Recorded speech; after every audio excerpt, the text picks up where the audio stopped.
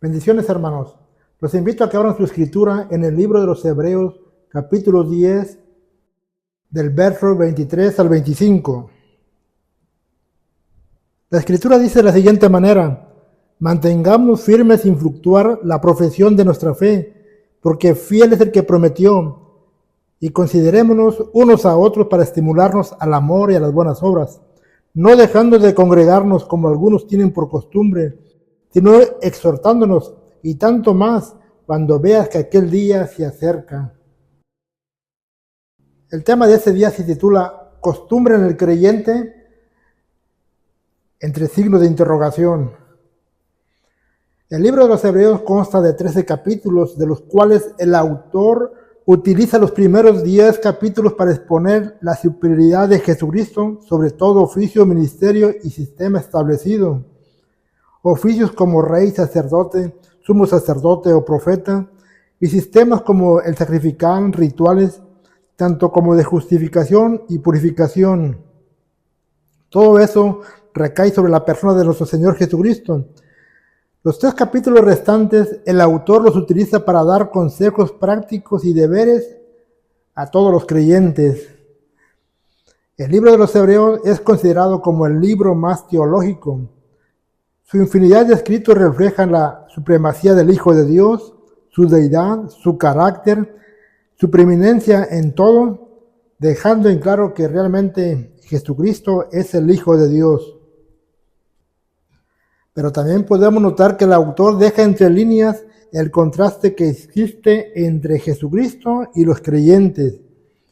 Mientras los primeros 10 capítulos revelan la grandeza de Jesucristo, los últimos 3 capítulos muestran las debilidades del creyente. El autor es tan directo en sus apreciaciones que al iniciar la sesión de consejos, lo primero que saca a relucir es la identidad en crisis de los creyentes. Grupos de personas que han hecho de su ausentismo una costumbre. Gente que se aísla de la iglesia o que deja de asistir continuamente a una congregación y lo ve como algo común o sencillo. El autor no se está refiriendo a faltas por necesidad o faltas por fuerza mayor. Se está refiriendo a hábitos adoptados por creyentes con tal de no asistir a una congregación. La palabra costumbre se deriva de 2 palabras griegas. La primera es etzo, que significa hábito y convencionalismo. La segunda palabra es tropos y significa modo, estilo, comportamiento y carácter, dando a entender que una costumbre se convierte en un estilo de vida, en un comportamiento, en un hábito, un modo de vivir, pero también refleja el carácter de cada persona. Debemos entender que estamos en un mundo lleno de costumbres, tanto buenas como malas, y según las costumbres que practiquemos, refleja nuestra identidad. Las costumbres son formas de actuar habitualmente y está formado de acciones repetidas. Es decir, que uno hace lo mismo constantemente. Lamentablemente, las malas costumbres son las que más se practican y son las que tienen mayor convocatoria. Tenemos que tener muy en cuenta que adoptar una mala costumbre es sinónimo de irresponsabilidad, falta de consideración, es tomada como una falta de educación y de poca ética. Inclusive en algunos casos es tomada como un insulto para sus semejantes. La pregunta sería, ¿por qué algunos creyentes adoptan este mal hábito y lo miran tan natural o normal? Para poder obtener la respuesta, tenemos que ver lo que el autor dice en su contexto. Y el autor de los Hebreos va directamente a la raíz del problema por el cual una persona se ausenta constantemente. Según Hebreos capítulo 10, versículo 23, dice de la siguiente manera: mantengamos firme sin fluctuar la profesión de nuestra esperanza, porque fiel es el que prometió. El error número 1 que una persona comete es que no ha habido firmeza en lo que está profesando. La palabra griega para profesión es la siguiente: homalagía, que significa reconocimiento o profesar. Así que cuando alguien no está firme en lo que profesa, en lo que ha reconocido públicamente, llega a titubear, llega un momento en que adopta una mala costumbre, en este caso el ausentismo, y se vuelve un hábito muy dañino. Si recordamos tiempo atrás, cuando uno vino por primera vez a los pies de Jesucristo, uno mismo hizo un reconocimiento en público y reconoció ante testigos de que Jesucristo era nuestro Señor, nuestro dueño, y nosotros mismos profesamos la fe en Jesucristo. En ese momento nuestra profesión estaba muy firme, muy segura, había una identidad de quién era Jesucristo en mi vida y quién éramos nosotros ante Jesucristo. Esa convicción que teníamos al principio debe de permanecer intacta, es decir, no puede ser tocada, no puede estar alterada, ni diluida, ni sufrir ningún deterioro.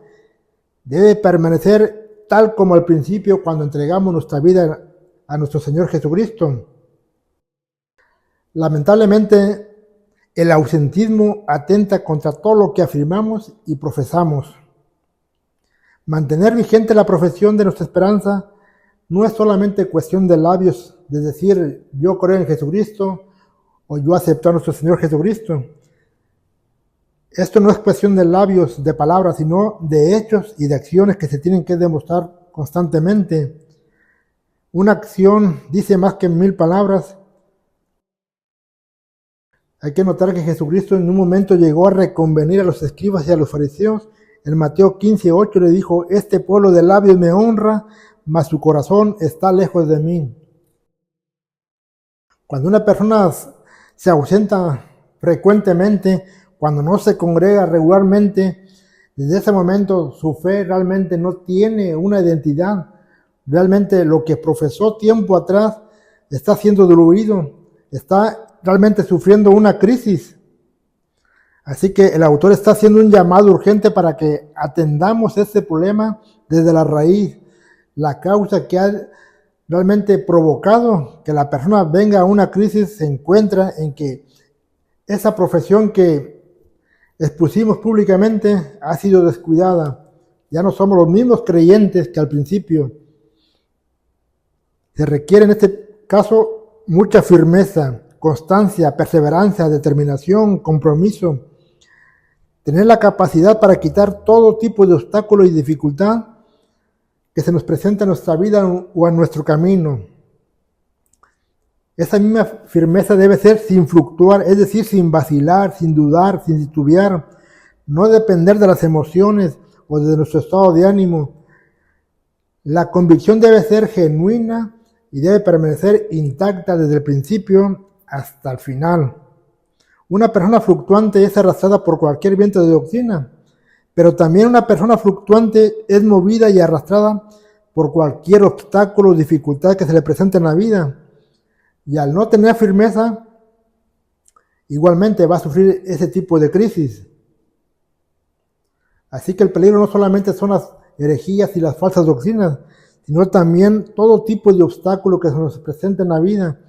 Hay que tener firmeza y no fluctuar, estar muy firmes, estar convencidos, tener determinación, compromiso, una fe realmente fuerte, genuina.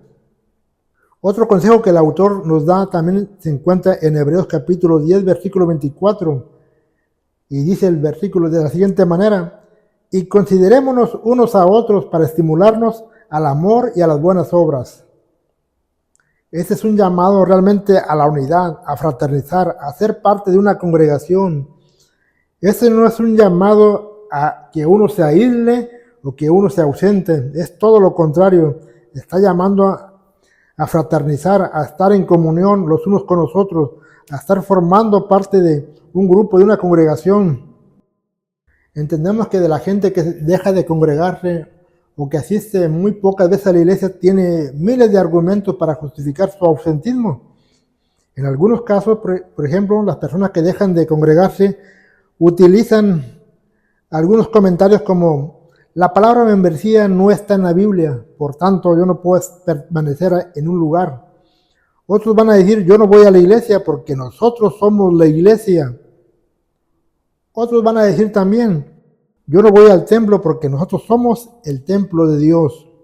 Y otras personas que asisten de vez en cuando tienen otros tipos de argumentos que son muy típicos dentro del pueblo de Dios, como decir, el diablo no me ha dejado venir a la iglesia, o el diablo me puso muchas trabas. Y hay algunos que se creen un poco fuertes y dicen, el diablo no me va a ganar, pero lamentablemente la próxima semana esa persona vuelve a ausentarse y vuelve a hacer una rutina de inconstancia. Debemos de aclarar que ciertamente la iglesia es un grupo de personas, no es un edificio, está formada de creyentes, pero nadie aislándose puede llamarse iglesia. Para ser iglesia hay que pertenecer a un grupo, hay que unirse. La palabra griega para iglesia es eclesia, que significa congregación, comunidad, asamblea, reunión, miembros. Ciertamente usted no necesita una membresía, pero lo que sí necesita es reunirse, ser parte de un grupo. Para llegar a ser iglesia, usted necesita congregarse, ser parte de una comunidad, de una reunión, ser un miembro activo. Debemos tener muy en claro que nadie que se dice ser templo de Dios le lleva a las contra a las sagradas escrituras. No tiene ninguna lógica que alguien que se dice que tiene el Espíritu Santo no tenga ninguna relación con la congregación. Debe existir ese vínculo, tener algo en común con la congregación, por tanto no puede estar aislado. Las personas que piensan de esta manera se les conoce como deísta y teísta, ya que argumentan creer en Dios, pero no aceptan ningún credo o doctrina y no se consideran religiosos. Ese es su argumento en el cual ellos justifican su inasistencia a la iglesia, a la congregación, a la asamblea. Debemos de entender también que nombrar a un edificio iglesia o templo no es ningún pecado, ya que también se le reconoce como una figura ante las autoridades. De esa manera ellos reconocen un lugar, una casa de oración, un lugar donde uno se reúne. Para las autoridades eclesiásticas es más fácil reconocer un lugar donde uno se congrega con algún título, llámese templo, llámese sinagoga, mezquita, templo, iglesia, cualquier lugar que tenga un título, realmente es una forma solamente de identificar. Ya uno como creyente entiende que ser iglesia es formar parte de un grupo y que uno mismo realmente es iglesia, pero no es ningún pecado nombrarlo de esa manera. La palabra religión significa es estar atado a algo o a alguien. Y cuando una persona dice yo no soy religioso, pues realmente está diciendo yo no estoy atado a Jesucristo. Yo no soy prisionero de Jesucristo, yo no soy siervo de Jesucristo. Yo no estoy dispuesto a ser parte del cuerpo de Cristo. Así que una persona que tiene una relación con Jesucristo no es solamente una relación. Realmente está unido, está atado a Jesucristo. Hay un cordón de fe que nos une, algo realmente que no es visto por el ser humano, pero ahí está, que nos tiene atados a nuestro Señor Jesucristo, y un verdadero creyente está atado al verbo de vida. Sabe que de ahí viene realmente la fuerza espiritual. Y también para aquellos que utilizan al diablo para culparlos de todo tipo de ausentismo, déjenme decirles que ese argumento ya está muy trillado. Ya nadie se los va a creer. Es necesario que organicemos nuestro tiempo, nuestros planes, nuestros propósitos, que tengamos un tiempo establecido para nuestras reuniones. Es tiempo de derribar todo tipo de argumento que realmente no convence a nadie y no justifica a nadie. Es tiempo de que nuestra identidad sea nuevamente restaurada, ya que si dejamos de congregarnos, también presentamos muchas dificultades, muchas debilidades.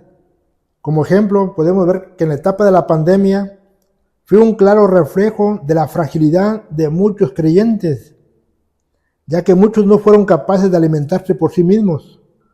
Otros no tuvieron la voluntad de permanecer en comunicación con los demás hermanos. Algunos vieron la pandemia como un periodo de vacaciones. Otros la vieron como la oportunidad para ya no regresar a una congregación.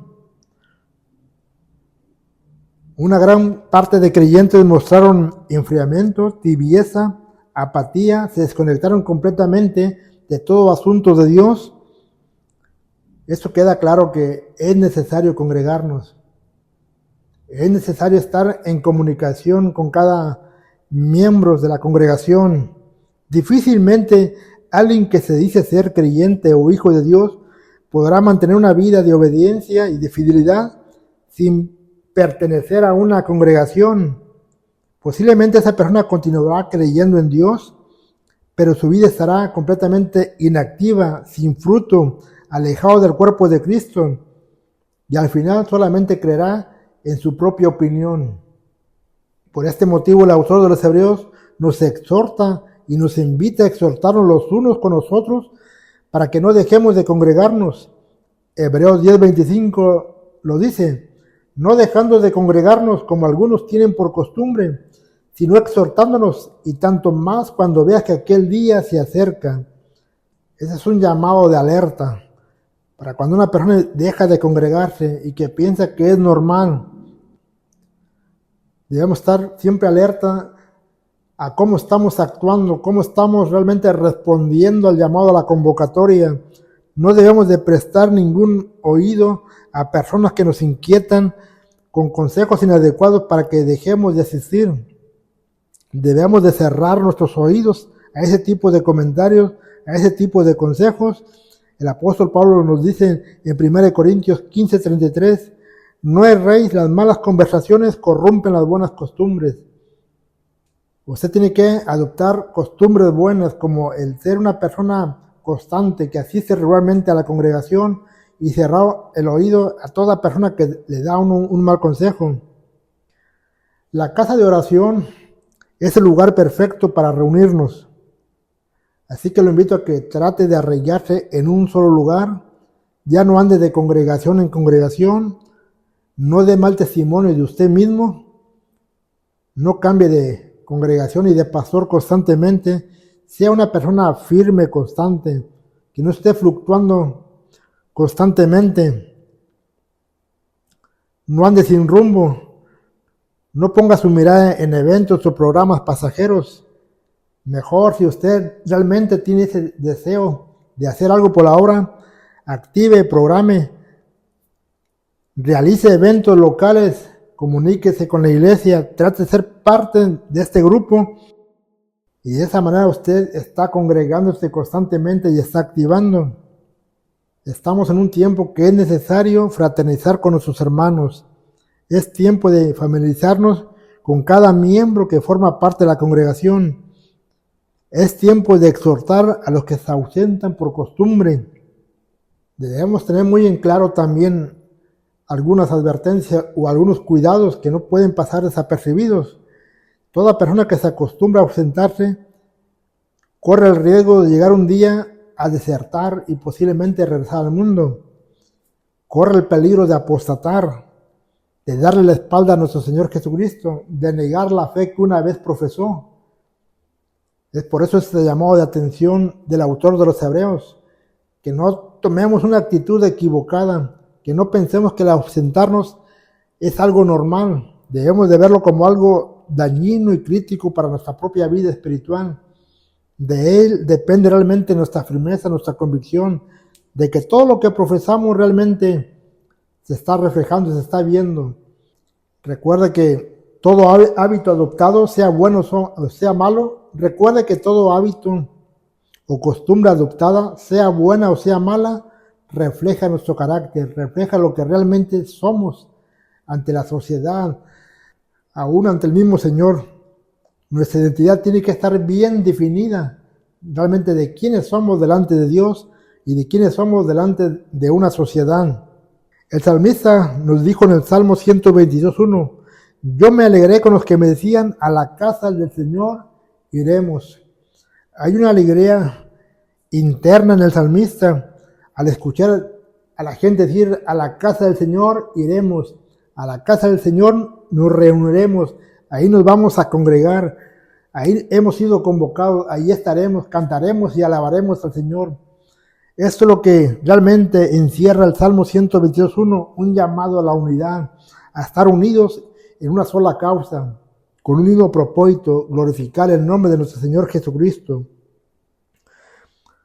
Salmos 84:10 dice, porque mejor es un día en tus atrios que 1000 fuera de ellos. Escogería antes estar a la puerta de la casa de mi Dios que habitar en las moradas de maldad.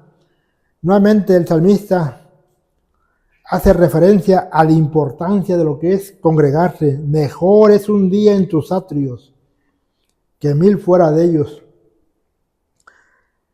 El salmista dice que escogería estar en la puerta de la casa de mi Dios que habitar en las moradas de maldad. Es un reconocimiento a lo que es realmente la casa de Dios, lo que son los atrios de Dios, lo que significa estar congregados, reunidos, el estar fraternizando con nuestros hermanos, el estar en un solo propósito de glorificar a nuestro Señor. Mejor es un día en tus atrios, dice el salmista. Hay que tener en cuenta que el Señor apartó un día para santificarlo, para que se lo demos a Él, que no puede pasar desapercibido, que lo tenemos que tener en mente.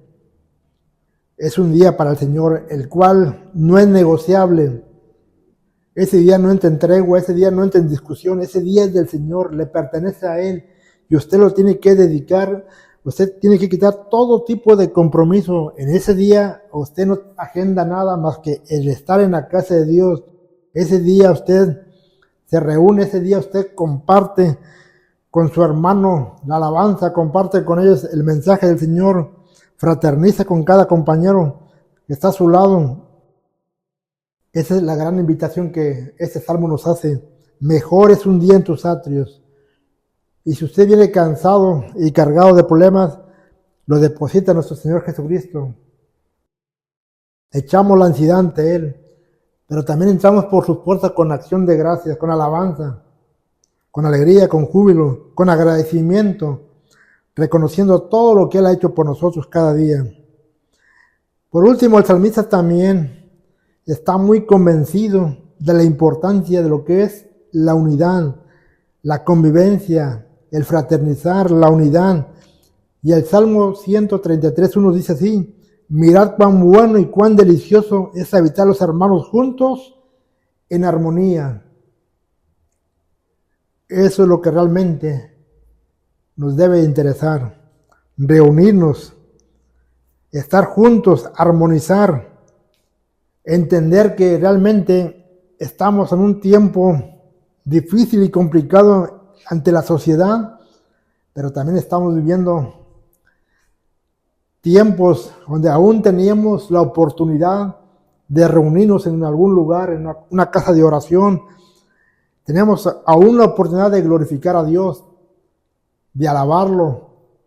Tenemos realmente la oportunidad que nos brindan las autoridades de hacer notoria nuestra fe, de hacer notorio todo aquello que profesamos. Así que esa es la invitación que el autor de los Hebreos nos hace, no dejando de congregarnos como algunos tienen por costumbre. Trate de quitar ese mal hábito, esa mala costumbre que nada bueno le va a esperar si continúa por ese camino. Mejor mantenga firme, sin fluctuar, la profesión. Recuerde cómo el Señor lo sacó del mundo. Recuerde realmente la conversión, cómo Dios puso los ojos sobre usted, sobre cada uno de nosotros, y nos sacó de ahí del pozo cenagoso, nos sacó de un mundo perdido y fuimos trasladados al reino de su Hijo amado. Y debemos continuar por ese mismo camino y debemos de profesarlo.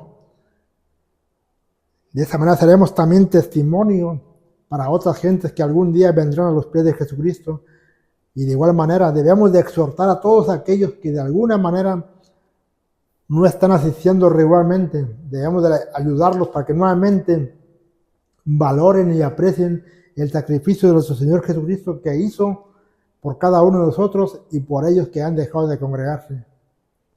Así que los invito, hermanos, a que meditemos realmente. Quite todo mal hábito, ya no se dañe a sí mismo, ya no fracture la congregación, Ya no ponga en tela de duda realmente su conversión.